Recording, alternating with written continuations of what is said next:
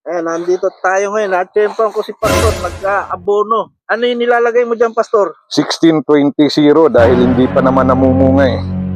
Ayan, Tsaka, ganyan. oo. Ano pa yung 16-20-0 lang. dito, yung urea? Ano yun? Paano yun? Ang urea, pagka yung kagaya nito, dilaw ang mga dahon, Oh, ayan, kailangan ng urea. Dahil pangpakuan yun ng dahon, para doon sa naninilaw na dahon. ibig sabihin, mapayat ang kuan, dahon. Kaya kailangan ng urea.